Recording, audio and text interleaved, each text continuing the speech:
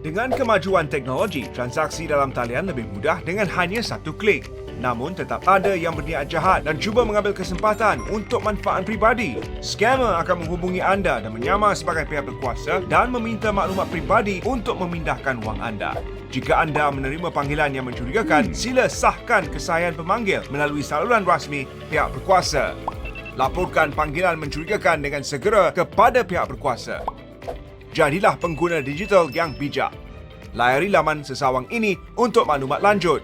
Ingat, kenal pasti, semak dan laporkan scam. Assalamualaikum warahmatullahi wabarakatuh. Salam keluarga Malaysia dan selamat datang kepada panel-panel kita pada hari ini. Untuk makluman semua, hari ini kita akan membincangkan tentang satu topik berkenaan dengan penipuan pelaburan. Baik, tanpa membuang masa lagi, saya ingin memperkenalkan panel-panel kita pada hari ini, iaitu yang panel kita yang pertama, ASP Mat Noor bin Mat Hanafiah, iaitu Ketua Bahagian Siasatan Jenayah Komersial IPD Wangsa Maju. Tetamu kita yang kedua adalah saudara Anthony Ang dari Bendahari dan Ahli Majlis Kebangsaan Malaysia Financial Planning Council MFPC, dan juga yang tak lain dan bukan saudara Rizman Azhari, iaitu pakar teknologi maklumat kita. Hari ini kita akan membincangkan tentang beberapa cara macam mana kita nak prevent daripada penipuan pelaburan ni. Dan sebelum tu kita nak tahu juga apa itu penipuan pelaburan. Dan sering kita perkatakan dalam media sosial bahawa ramai mangsa yang pada hari ini dikatakan ditipu oleh skim pelaburan yang tidak wujud, dan apakah perkara ini benar-benar berlaku ataupun perkara ini adalah omongan-omongan kosong netizen kita kat luar sana. Jadi saya tak nak membuang masa lama lagi. Jadi untuk soalan saya yang pertama, saya ingin ajukan soalan saya kepada Tuan Mat Noor. Apa khabar Tuan? Alhamdulillah. Okey, saya percaya bahawa pihak PDRM tidak menafikan.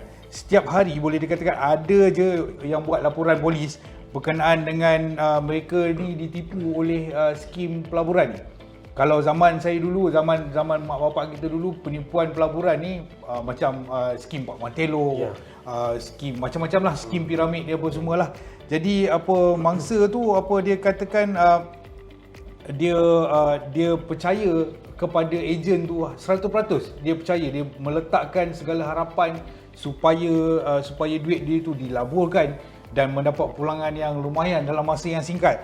Jadi mungkin Tuan boleh ulas, terangkan kepada masyarakat mengenai jenis-jenis pelaburan yang kita ceburi, yang boleh kita ceburi, dan untuk memastikan bahawa pelaburan itu benar-benar wujud ataupun tidak, supaya mereka ni tidak tertipu oleh ejen-ejen scam ni. Okey Tuan, silakan. Tuan ada 5 minit. Baik, terima kasih. Yang saya hormati Tuan Moderator dan tuan-tuan panel yang saya kasihi. Sebenarnya kalau nak dikirakan pelaburan, sebenarnya benda ni telah wujud 20 ke 30 tahun dulu kan. Macam Tuan Moderator cakap tadi ni, dulu skim Pak Mantelo, skim piramid, yang mana dulu mangsa-mangsa dia berhadapan face to face dengan ejen-ejen yang pelaburan ni. Walau bagaimanapun, dari masa ke semasa trend tu dah berubah. Dia sekarang ni dia bertindak dengan menggunakan medium internet, ataupun senang cerita kita katakan yang penipuan secara online kan. Terdapat beberapa jenis pelaburan yang dikatakan tipu secara dalam talian ni ataupun online ni, yang mana antaranya adalah tipu forex, lepas tu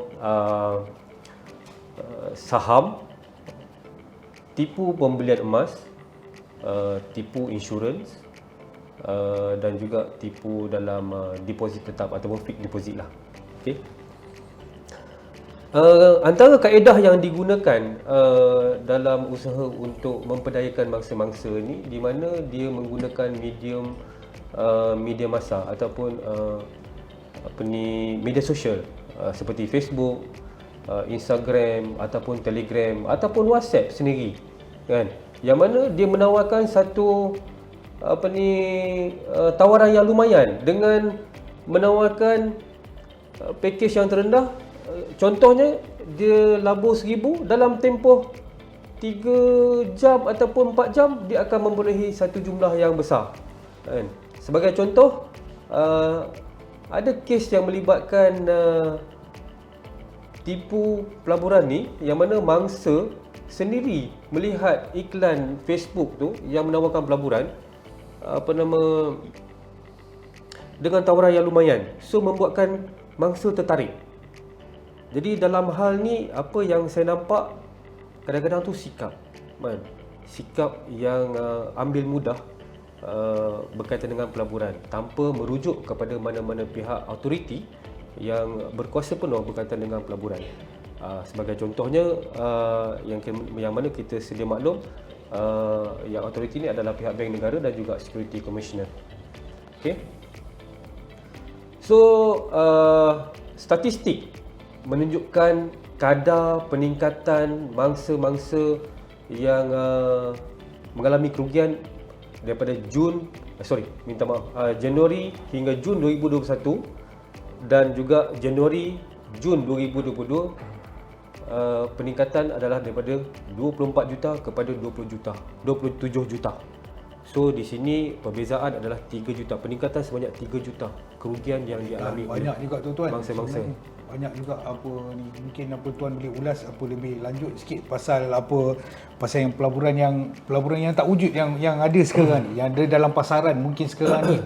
Bila kita tengok sekarang ni banyaklah skim-skim tu, macam yang tuan cakap tadi, pelaburan emas, melabur emas boleh dapat pulangan yang sangat lumayan, sedangkan kita tahu market kita sekarang ni macam mana kita tak orang kata tak begitu cantik lah sebenarnya kalau ikutkan pada pelaburan buat masa sekarang ni, tak begitu cantik sebenarnya, tapi diorang ni boleh wujudkan satu perasaan kepada mangsa diorang yang menyebabkan mangsa diorang tu rasa macam ya ini betul lah sangat ni, inilah pelaburan yang kita cari.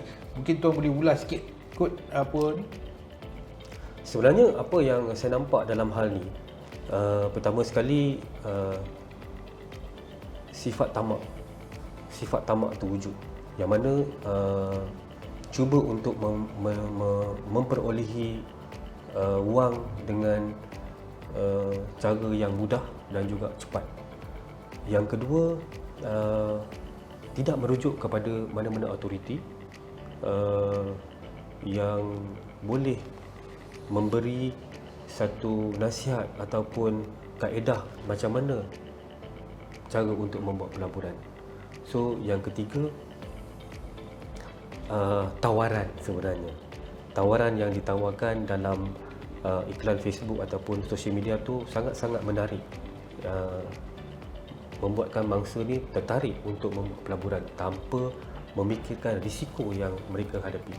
Okey. Baik tuan, saya rasa mungkin penerangan lanjut mungkin kita boleh dengar daripada panel kita yang kedua pula. Baik, Tuan Anthony. Tuan Anthony, saya ada satu soalan. Masyarakat kita pernah mendengar tentang pelaburan yang memberi pulangan yang sangat bagus. Macam yang saya bilang tadi lah, yang sangat bagus tanpa sebarang risiko. Ini memang sangat impossible lah kita kata kan. Perniagaan atau pelaburan, pada pemahaman saya, semuanya ada risiko. Semua ada risiko Sebab bila yang kita biasa dengar, yang kita pun biasa dapat, even saya sendiri selalu dapat WhatsApp ataupun daripada Telegram mengatakan yang pelaburan ni sangat stable, perniagaan emas lah apa semua ni tak ada risiko. Cuma saya ni jenis orang yang agak conscious, agak takut untuk berlabur. Yalah, macam yang saya bilang sebelum ni, kita tak ada duit kan, jadi kita takut untuk invest. Jadi mungkin kita ni bukanlah mangsa dia yang sesuai. Macam saya ni, orang yang macam saya ni bukan mangsa dia yang sesuai. Tapi mungkin juga benda ni akan terjadi kepada ayah saya. Sebab ayah saya ada simpanan apa semua, jadi dia orang tua, jadi dia tak pandai nak tengok, nak refer ke siapa pun kan. Padahal ini pendedahan yang kita nak bagi tahu kepada golongan-golongan warga emas di luar sana, yang kita perlu terangkan supaya jangan tertipu dengan scam ni. Baik, soalan saya adalah okey, baik. Bagaimana masyarakat hendak mengenal pasti bahawa duit yang hendak kita laburkan kepada syarikat ini benar-benar wujud, dan di mana mereka boleh membuat pengesahan akan syarikat pelaburan ini bagi memastikan mereka tidak ditipu? Okey, terima kasih moderator. Salam sejahtera kepada semua. Dari segi pandangan sebagai seorang pelabur, biasanya kita kena mengenal pasti bahawa di Malaysia ini kita boleh dibahagikan kepada dua bahagian dari segi pelaburan. Pertama adalah simpanan. Simpanan, yang kedua adalah pelaburan dana. So simpanan ni adalah berkaitan dengan fixed deposit, penjaruman insurance premium. Ini adalah dikawal sedia oleh Bank Negara Malaysia. Kalau kita kata kita nak melabur dana dalam sesebuah investment atau sesebuah syarikat, kita kena dikawal sedia oleh Security Commission. So untuk mengenal pasti sama ada jenis pelaburan ini yang diperkenalkan kepada kita, sama ada dia sah ke tidak sah, kita boleh menyemak melalui dua pihak berkuasa ini, iaitu Bank Negara Malaysia dan juga Security Commission. So, seterusnya, kita katakan pulangan tinggi. Biasanya pulangan tu akan diteman oleh risiko. Semakin tinggi pulangannya, semakin tinggi risiko dia. Kita kena faham, ini asas. Kepada semua orang yang nak melabur, kalau kita nak lumayan pulangannya, kita kena boleh ambil risiko tinggi. Tak ada yang pulangan tinggi, risiko tak ada. Ini kita kena faham dulu. Ini sebagai asas lah kepada remaja atau senior citizen kita. Ini kita kena faham dulu. Dan seterusnya, kita kena faham setiap pelaburan tu akan ada objektif dia. Dan juga ada prospektus dia yang mengatakan dana diterima daripada khayal ramai, mana saya akan melabur. Apa yang saya boleh buat, apa yang saya tak boleh buat. So itu kita kena faham. Setiap pelaburan akan dilabur dalam sesuatu perniagaan atau sesuatu projek yang sedia ada. So kebanyakan scam-scam ini dia katakan pulangan tinggi, ada pelaburan, tapi dia tak ada prospektus mengatakan mana wang tu pergi dan siapa fund manager tersebut, siapa yang akan mengawarkan dana tersebut, melabur di mana, dia tak cerita. Ini kebanyakan scam lah. Sebab kalau kita lihat kepada skim yang sedia ada tu, memang dia akan tulis dengan terang, ya, dengan jelas mana wang tu akan pergi. So di mana kalau kita nak kenal pasti sesuatu pelaburan yang mana tu baik ke tak baik, kita kena melalui channel atau sistem yang sedia ada, melalui bank, pegawai atau ejen-ejen yang disahkan oleh Bank Negara atau Security Commission, atau melalui syarikat-syarikat yang ditauliahkan oleh Bank Negara atau Security Commission untuk memberi nasihat yang sepatutnya. Yang tadi Tuan kata, memang sekarang social media, sebelum kita tengok YouTube, sebelum kita membaca sesuatu artikel, dia akan keluar advertisement. So kemakan advertisement ini adalah daripada private sector. Private sector yang kita tak tahu mana datang mereka.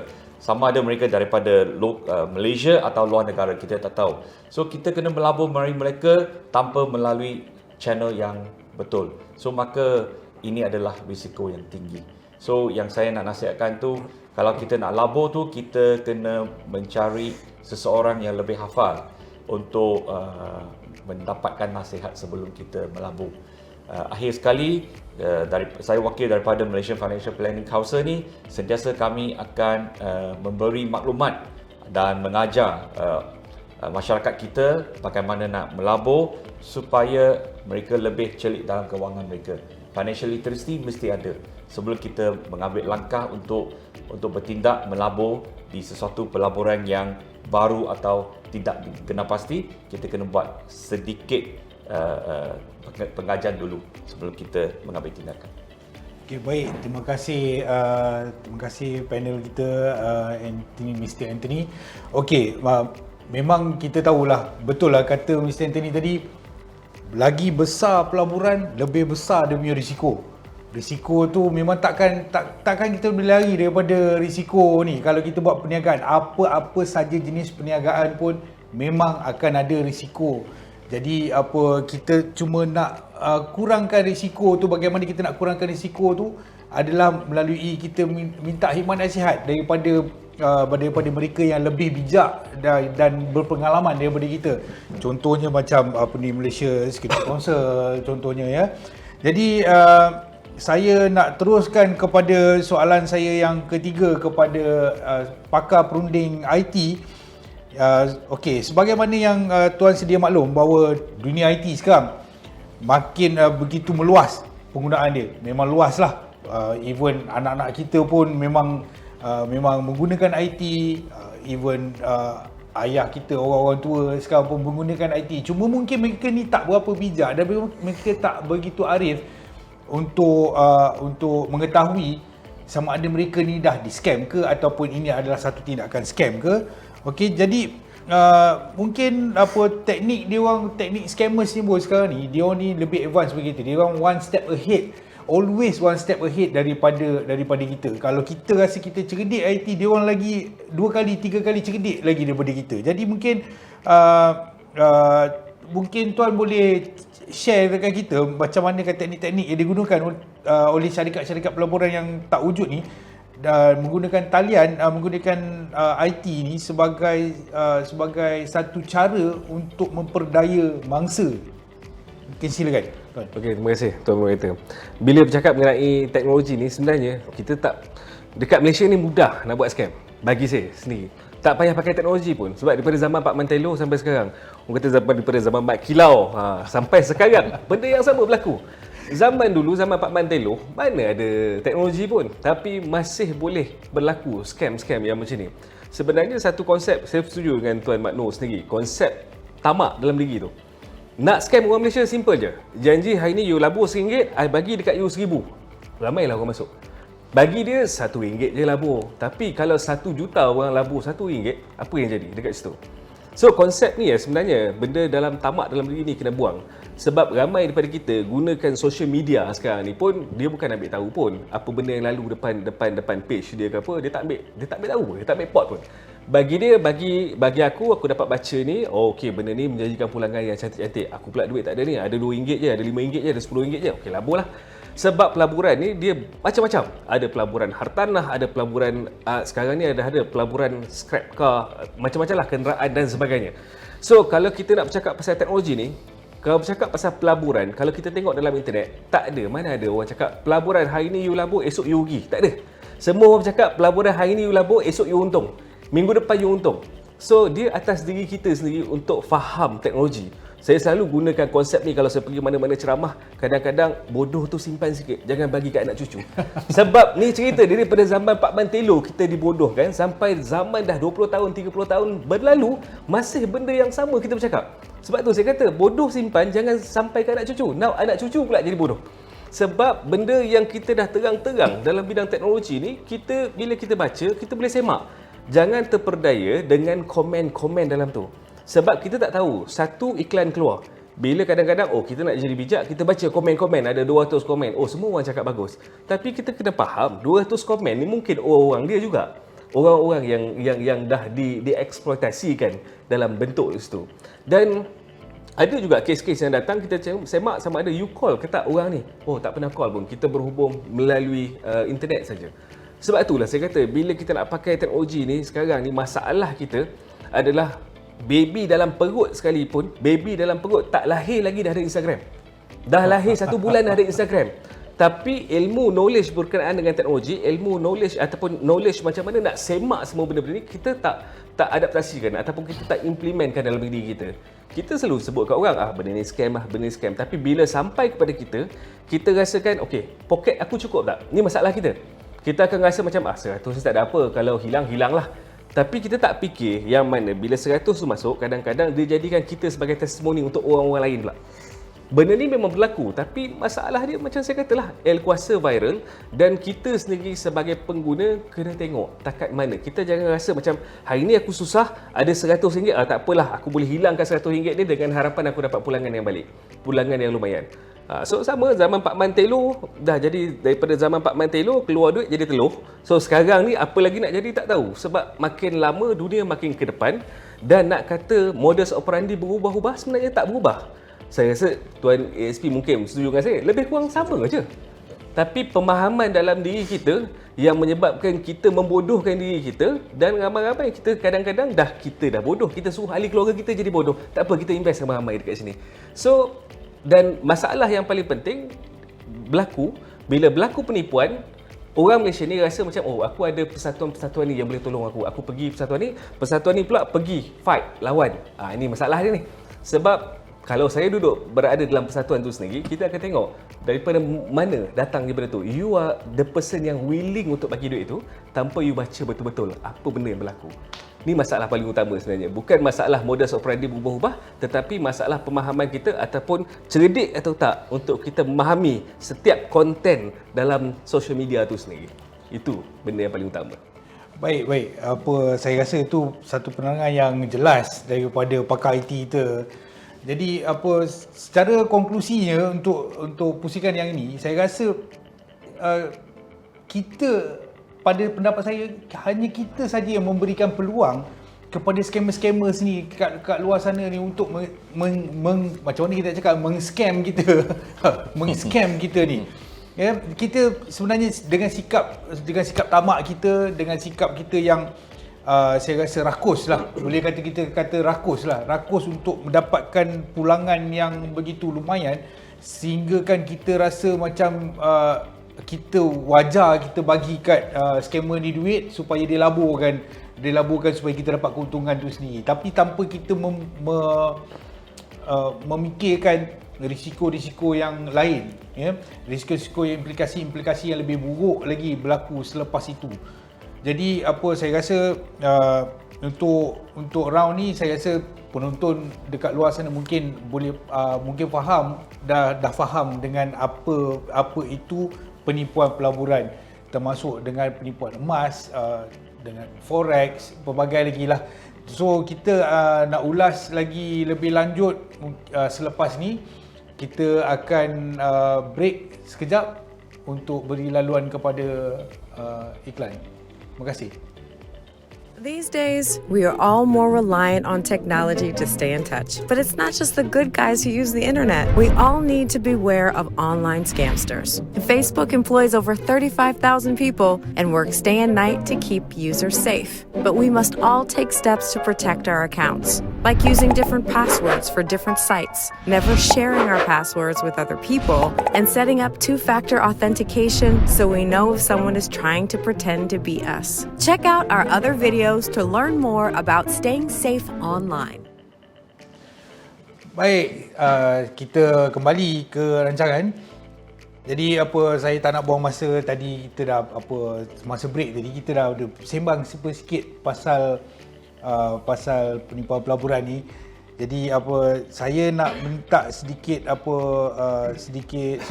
mengenai penerangan mengenai jenis-jenis pelaburan yang tidak wujud, dan mungkin masyarakat yang baru tahu ada penipuan yang macam ni. Ya, kadang-kadang orang ni tak perasan. Kadang-kadang dia tak perasan dia ni dah ditipu mengenai pelaburan ni. Betul ke pelaburan ni scam? Kadang-kadang dia tak perasan benda tu. Jadi apakah langkah yang perlu diambil oleh masyarakat agar mereka tidak mudah ditipu oleh syarikat yang tak wujud ni, dan dalam pelaburan, dan bagaimana memerangi penipuan ni? Jadi dan siapakah sebenarnya mangsa-mangsa yang berpotensi untuk ditipu? Jadi mungkin Tuan Mak Noh mungkin boleh share dengan kita lah dengan kes-kes yang sebelum-sebelum ni yang berlaku, ya, pengalaman live, pengalaman Tuan handle kes penipuan ni lah. Silakan Tuan. Baik, terima kasih. Suka saya buat penambahan sedikit berkaitan dengan kaedah yang digunakan untuk memberdayakan mangsa, yang mana mangsa-mangsa ni pertama sekali ada yang dijemput tanpa sedar ke dalam satu grup WhatsApp dan juga Telegram. Okey. Lepas tu yang kedua, selepas dia dah berminat ataupun tertarik dengan grup tersebut, kemudian dia melabur. Melabur pula, kalau kita tengok balik, bukannya ke dalam akaun syarikat, tapi adalah akaun individu. So dalam hal ni, mana ada satu pelaburan yang melabur dalam akaun personal. Okey. Jadi terdapat beberapa kaedah yang diguna pakai untuk macam mana kita nak mengatasi ataupun mengelakkan daripada menjadi mangsa pelaburan. So terdapat beberapa garis panduan yang kita tetapkan ataupun kita cadangkan kepada masyarakat di luar sana, iaitu penggunaan STAR. Apa yang dikatakan STAR? Yang pertama sekali, STAR adalah S stand for stop. Okay. Stop bermaksud sekiranya ada apa-apa yang meragukan yang kita terima, sama ada melalui panggilan telefon ataupun WhatsApp group, Telegram group ataupun di dalam media sosial. So kita terus stop benda tu. Yang kedua adalah think. Kita fikir, betul ke tak betul benda ni, kan? So yang ketiga, kita ask. A stand for ask, kita tanya kawan-kawan, kita tanya kenalan kita tanya sahabat-sahabat kita, mana yang berkemampuan untuk memberi penjelasan kepada kita, kan, berkaitan dengan pelaburan. So yang terakhir adalah respon. So kita membuat respon ni bermaksud kita memberi maklum balas, sama ada membuat laporan polis ataupun memaklumkan kepada pihak autoriti. Okey. Baik, apa ni biasanya tuan, untuk pengetahuan, siapa golongan mana yang banyak kena scam ni dengan scam pelaburan ni? Mungkin remaja, saya rasa kalau kita cerita pasal remaja, mungkin remaja dia tak berapa lagi untuk invest ni, dia belum lagi. Golongan yang mana ni tuan? Remaja ke ataupun golongan middle age yang bekerja ke ataupun golongan warga emas ke? Mungkin tuan boleh ulas sikit apa ni, siapa tu? Baik. Siapa yang menjadi potensi yang berpotensi sangat-sangatlah ni? Sebenarnya berdasarkan statistik yang kita dapat daripada Januari sehingga Jun 2021 dan juga Januari Jun 2022, golongan mangsa yang terlibat dalam pelaburan yang tidak wujud ni, kalau di peringkat umur adalah bermula daripada umur 20 sehingga 40 tahun. Ini adalah golongan-golongan yang antara penyumbang tertinggi kepada penipuan pelaburan. So kalau ditanyakan kenapa boleh menjadi mangsa, golongan ni boleh menjadi mangsa, kalau kita tengok balik, bermula umur 20 sehingga 40, dia bukanlah satu peringkat umur yang stabil dari segi financial ataupun dari segi ekonomi, kan? Jadi cubaan untuk memperolehi satu pendapatan yang lebih daripada pendapatan yang sepatutnya diorang perolehi. Okay, mungkin juga disebabkan word of mouth. Maksudnya kawan-kawan, saya dah pernah melabur ni, saya dah dapat ni apa ni. Mungkin juga daripada mulut ke mulut tuan. Mungkin pada saya, macam kita sembang tadi masa kita break tadi, kita dah sembang sikit. Mungkin cara jurujual tu, maksudnya marketing tu, cara marketing dia tu sangat efektif menyebabkan kita ni rasa macam terlalu yakin sama ada itu ada salah satu punca ataupun mungkin word of mouth daripada kawan-kawan yang memang orang kata apa, ialah sebelum dia bagi gula-gula, dia bagi orang ni try dulu gula-gula. Jadi gula-gula ni dia rasa sedap, dia akan bagi tahu kat kawan ni, dia akan bagi tahu. Mungkin juga tu. Mungkin tuan boleh ulas sikit kat situ. Betul, saya setuju sebenarnya. So berdasarkan pengalaman apa yang kita berhadapan dengan mangsa-mangsa yang pelaburan ni, dia di peringkat awal dia dapat tak dapat. So yang pertama dapat, kemudian dia akan cuba war-warkan kepada ahli keluarga ataupun sahabat dia kan, supaya join sekali dengan dia pelaburan ni. So kali kedua dia dapat kan. Jadi oleh kerana dia yakin, percaya dan yakin bahawa ini adalah satu pelaburan yang wujud, kemudian dia labur semua. Apa yang dia semua dia labur kan. So scammer ni bijak tau kan. Dia menggunakan kaedah tu sehingga bila dia dapat jumlah yang semaksimum mungkin, lepas tu dia terus stop. Barulah mangsa ni dia sedar yang sebenarnya dia telah ditipu. Right. Okey. So ini adalah pengalaman saya sendiri yang saya berhadapan dengan mangsa seorang lelaki, saya tak nak sebut bangsa ataupun peringkat umur.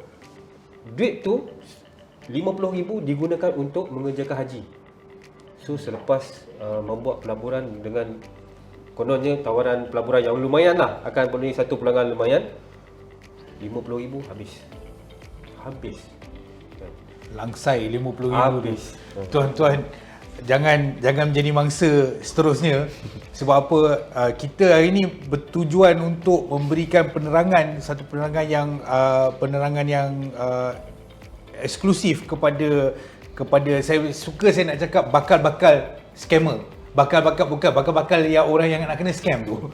Ya, yang pendengar-pendengar kat luar sana. Kita tak tahu sama ada kita ni adalah mangsa seterusnya ataupun tidak Jadi untuk penerangan lanjut, saya rasa sekarang ni, untuk zaman-zaman sekarang ni, dia masyarakat kita mudah terdedah dengan iklan-iklan yang menarik minat untuk melabur Salah satu kaedahnya adalah melalui forex dan melalui cryptocurrency dan sebagainya, dan pelaburan mata wang asing, iaitu forex tu yang amat menguntungkan. Memang jelas-jelas bila kita tanya macam-macam orang dulu, even daripada dulu sampai sekarang pun, kita tahu forex ni siapa pandai main, siapa pandai trade, dia akan mendapat pulangan yang lumayan.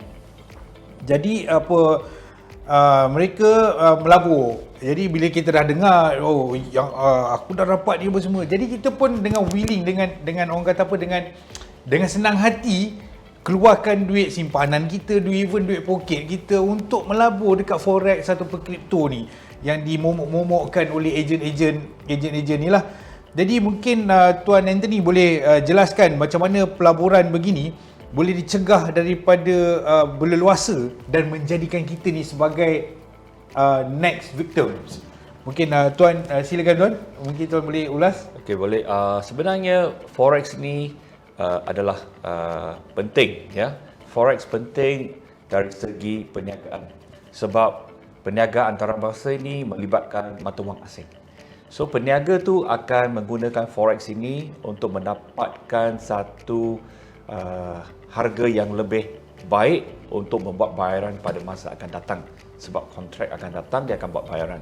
So dia akan menggunakan forex sebagai satu hedging produk untuk mendapatkan mata wang asing yang lebih murah sekarang, disimpan supaya akan buat bayaran pada masa akan datang.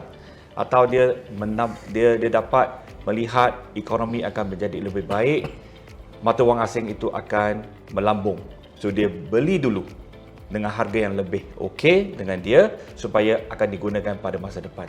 Itu memang forex yang dipergunakan dari segi ekonomi dan juga perniagaan. Tetapi dia telah berleluasa di orang awam ni, dia nak main forex juga, dia guna main. Main sudah jadi satu spekulasi. Dari sudut spekulasi tu adalah berbahaya. Sebab kita ni bukan peniaga, kenapa kita nak gunakan forex? So kita guna forex untuk mendapatkan keuntungan tu adalah berisiko tinggi. Sebab kita tak ada tujuan. Kita dengan tujuan nak dapat pulangan saja.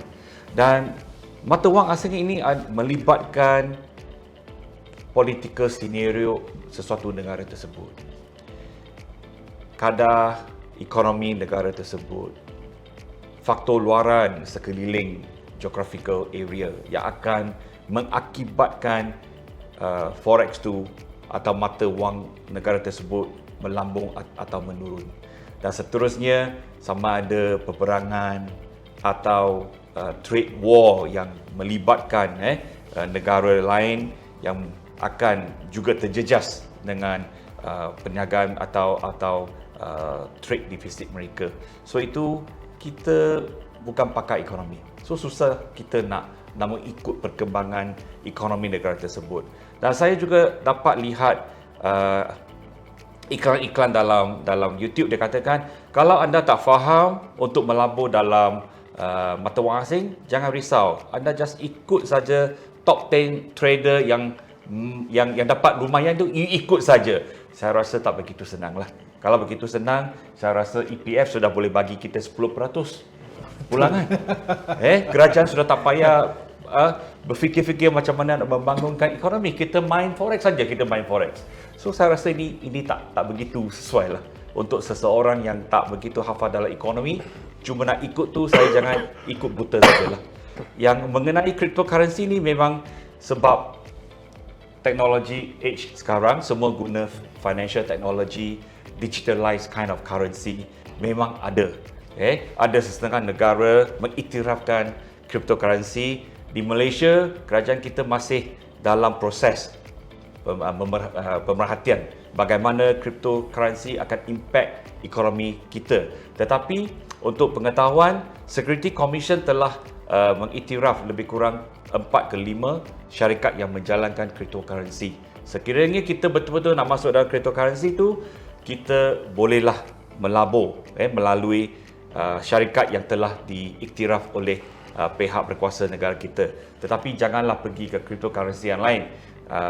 Sejak ke belakang ini kita nampak banyak cryptocurrency harga dia sudah menurun. So kita kena faham cryptocurrency adalah sejenis pelaburan mata wang yang tidak melalui central bank.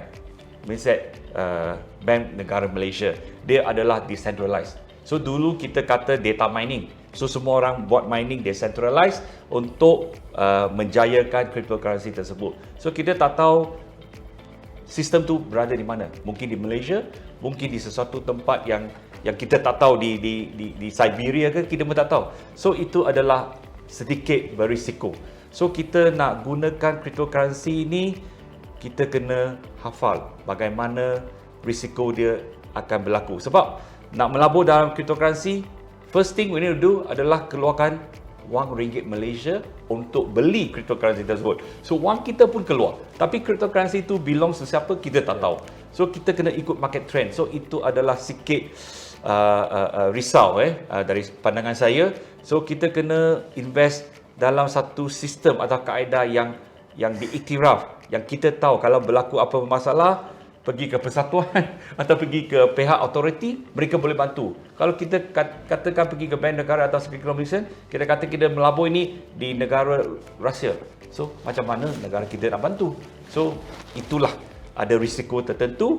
So kita kena faham mana toleransi kita yang boleh dihadapi. So yang nak kata tu, yang penting jangan pinjamkan wang untuk melabur, dan juga jangan melabur dengan menggunakan wang yang terhad untuk sesuatu tujuan yang untuk beli rumah atau pergi naik haji dan sebagainya, atau untuk wang tu adalah untuk anak pergi ke sekolah, tapi kita tengok lumayan, kita masuk, lepas tu tak dapat pulangan, anak tak dapat pergi ke sekolah. So kita jangan sampai tahap begitu. Baik tuan. Okey, sebenarnya pada saya lah untuk kita melabur dalam forex ni, sebenarnya dia memerlukan pengajian ya. Saya rasa pengajian lah, satu perkataan yang ni, pengajian yang agak mendalam juga sebenarnya. Jadi sebab apa, saya sendiri ada pengalaman berkenaan dengan forex ni. Semua betul lah kata tuan Anthony tadi. Semua orang rasa macam saya boleh follow je. Tak begitu mudah sebenarnya. Dalam forex ni saya rasa tak begitu mudah. You kena tahu fundamental analysis dia. So analisa-analisa yang sepatutnya yang you tahu sebelum you masuk, sebelum anda semua masuk ke dalam, menjerumuskan diri anda ke dalam industri forex ni sendiri. Saya boleh panggil industri lah kan. Begitu juga dengan cryptocurrency. Sebab pada macam kita ni just celik IT yang bukan celik IT yang terlampau menjadi sampai pakar IT. Setakat celik IT belum boleh melayakkan anda semua untuk menjerumuskan diri ke dalam cryptocurrency ataupun even forex ni. Ketakat tahu sikit-sikit tu saya rasa tak perlulah. Mungkin anda perlu study lebih jauh lagi ataupun mungkin boleh belajar lebih jauh lagi daripada mereka-mereka yang berpengalaman sebelum anda invest duit anda, ambil duit poket anda tu untuk invest ke forex ataupun cryptocurrency. Jadi untuk soalan seterusnya mungkin saya nak bagi tahu masyarakat kita pada masa sekarang ada dilema yang menyebabkan mereka nak mendapatkan duit dengan cepat, dengan mudah dan pantas. Sebab apa, kita pun tahu sekarang keadaan inflasi yang sangat tinggi, inflation yang sangat tinggi. Lepas tu jadi apabila mereka mendapat peluang untuk menggandakan duit mereka tanpa fikir panjang, mereka akan terima pesanan daripada telefon apa semua. Dia orang jadi teruja dan dia orang rasa macam okey, ini peluang aku untuk jadi kaya ni kan.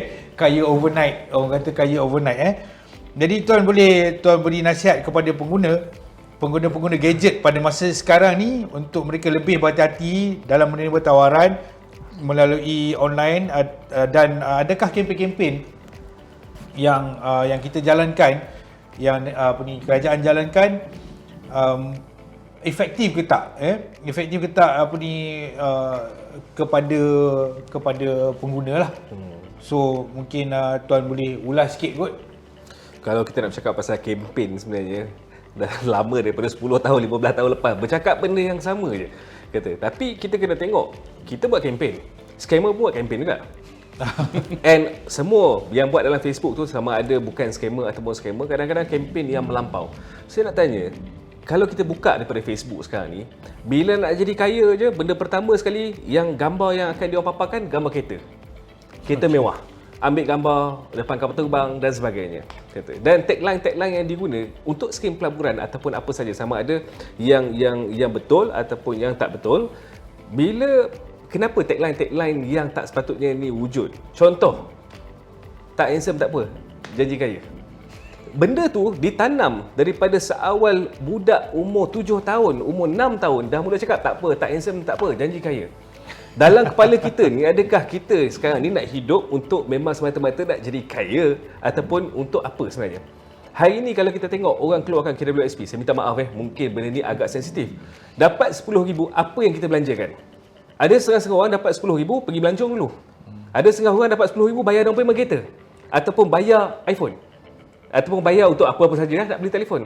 Dan sekarang ni disebabkan kita punya lifestyle kita. Sebab itulah ada pihak-pihak telco mampu bagi kat you pakai dululah telefon ni, nanti bayar kemudian.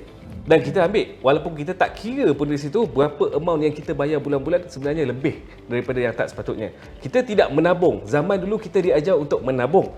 Kita pergi kepada bank, kita pergi ke mana-mana, amanah saham atau sebagainya. Tapi zaman sekarang ni, bila ada peluang yang lalu depan mata, iklan lalu depan mata, semua nampak gambar kereta, oh okey, tak apa, kau melabur sini, dapat kereta ni. Sebenarnya saya tak nampak daripada zaman dulu kes-kes melibatkan ataupun pelaburan yang betul tak ada pun dia punya iklan macam tu. So kita sendiri yang sekarang ni jangan diperbodohkan dengan segala iklan-iklan yang macam tu. Kalau kita nampak yang iklan orang dah paparkan gambar okey dengan melabur dapat kereta pakai macam ni, dapat pakai kereta mewah whatever, benda pertama sekali tolaklah pelaburan tu. Sebab kita sebenarnya melabur ni dia ada banyak kaedah. Memang kita nak jadi kaya. Siapa tak nak jadi kaya? Tapi masalah dia, kaya kita ni adakah dengan hanya sekelip mata satu hari kita melabur, esok kita boleh jadi kaya? Dan kalau kita tengok mana-mana fund yang ada sekarang ni pun, saya tak pandai sangat bab tu macam Tuan Anthony cakap tadi. Tapi tak adalah orang cakap labur RM100,000 dengan fund yang banyak, and then esok lusa benda tu akan bertambah, duit you akan berkembang, membiak dan sebagainya. Dan benda ni lah yang jadi masalah kita. Termasuklah dalam cryptocurrency. Orang buat cryptocurrency overseas, dia pergi labur untuk dia dapatkan pulangan. Yes, betul. Orang Malaysia pergi labur dalam cryptocurrency, lepas tu nak buat mining lagi. Nak buat illegal mining dekat belakang. Supaya dia dapat. So, ni benda-benda yang saya kata. Orang Malaysia jangan tamak. Orang kata, kan sebut orang Malaysia pula, marah pula kan. Tapi itulah hakikat dia. Kalau kita tengok daripada tahun lepas, 2 tahun lepas, jumlah kes melibatkan scam, termasuk scam pelaburan ni, macam tak turun tau. Dia lebih kurang sama je. Kalau nak kata betul, polis dah buat STAR. Stop, thinking, act and respond. Betul? Ask and respond. Tapi dia orang gunakan cara terbalik. Dia orang sambungkan stop thinking and ask, just respond. Ni masalah dia. Stop thinking and ask, I respond je terus. Lepas tu bila dah apa rugi, pergi kepada polis. Bila pergi kepada polis, bila polis pun ambil masa nak kaji betul sebab kadang-kadang kes berbeza-beza. Bila polis lambat, bash polis. Padahal kau sendiri punya punca, kita ni nak tolong. Last kali kau bash polis and then kau bagi tahu kat dalam Facebook, okey, polis tak efisien sebab kita orang dah hilang duit banyak ni dengan harapan bila pergi report polis dia dapat balik duit dia. Tak. Macam saya selalu sebut, yang mana polis bukan tempat untuk kita nak pergi luahkan satu benda dengan harapan dia bagi balik duit kita. Polis bagi tahu, okey tak apa, cik tunggu jap, seminggu lagi 100,000 tu kita bagi balik dekat you all. Itu bukan kerja polis. Kerja polis adalah untuk make sure, pastikan kita tak melakukan jenayah yang sama dan orang lain tak kena selepas ni. So benda-benda tu, kalau nak kata gunakan teknologi untuk nak stopkan, saya rasa tak. Itu bukan kaedah yang betul. Tapi dalam diri kita, ubah. Buang perasaan tamak, buang dan kita hidup cara hidup kita. Kalau kita ada gaji kita RM5,000, hidup cara RM3,000. Jangan gaji kita RM5,000, nak hidup cara orang RM10,000. Itu masalah dia. Itu benda yang paling asas sekali bila kita bercakap mengenai scam.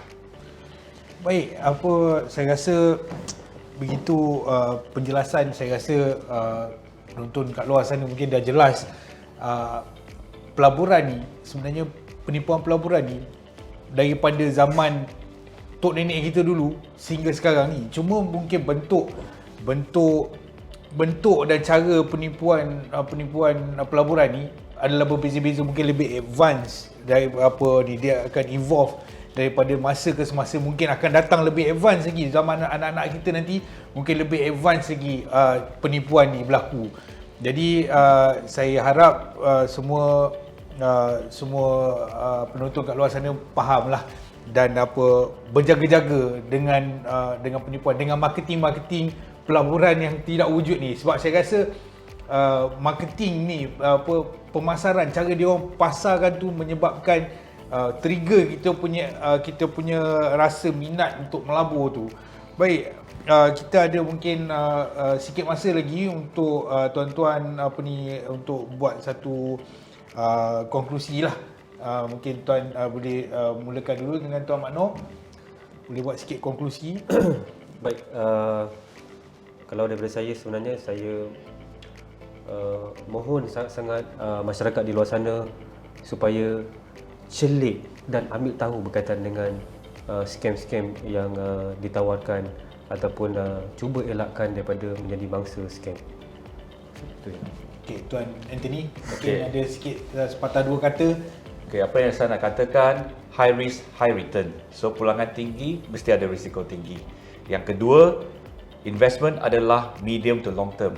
Okay? Untuk jangka masa medium dan jangka masa panjang. Bukan jangka masa pendek, 3 jam boleh dapat pulangan atau besok lusa boleh dapat pulangan. Kita kena standby wang pelaburan kita dalam masa jangka medium and long term. Itu barulah lumayan. Okey. Baik, mungkin Tuan pakar IT kita, Tuan Rizman, mungkin boleh ulas sikit, gulung sikit berkenaan dengan penipuan pelaburan ni. Okey, macam saya sebut selalu, simple, jangan tamak. Pertama, jangan, tak apa untuk jadi bodoh, jangan diperbodohkan. So macam saya selalu sebut, bodoh simpan untuk diri sendiri, tak tahu tanya. Jangan sampai last kali bodoh tunjuk kat orang, duit hilang dan segala-galanya hilang. Itu saja. Ya, betul tu. Saya rasa memang sebenarnya kita ni yang memberikan peluang kepada scammer kat luar sana untuk scam kita sebenarnya. Lebih-lebih lagi bila kita tengok terlalu banyak kes sekarang ni menelan duit masyarakat kita, duit rakyat kita ni, duit masyarakat kita berbilion dah saya rasa kena untuk scam ni, kena scam orang kita ni. Jadi untuk pendengar-pendengar di luar sana atau penonton di luar sana, berhati-hati, sentiasa alert, ya, sentiasa amalkan STAR tu. Stop, think, ask and response. Jangan terus respon je ataupun terbalik, respon dulu lepas tu baru nak ask kemudian. Itu tak betul lah. Ya, baik tuan-tuan dan puan-puan, saya rasa untuk sesi kita pada hari ini kita dah sampai ke penghujung dia. Terima kasih kerana menonton. Terima kasih juga kepada panel-panel kita, Tuan Mak Nor, Tuan Anthony, Tuan Rizman kerana sudi untuk menerangkan sebersikit tentang penipuan pelaburan ni. Jadi sampai kita bertemu lagi di lain siri. Sekian, terima kasih. Wabillahi taufiq wa hidayah. Wassalamualaikum warahmatullahi wabarakatuh dan salam sejahtera, salam keluarga Malaysia. Terima kasih.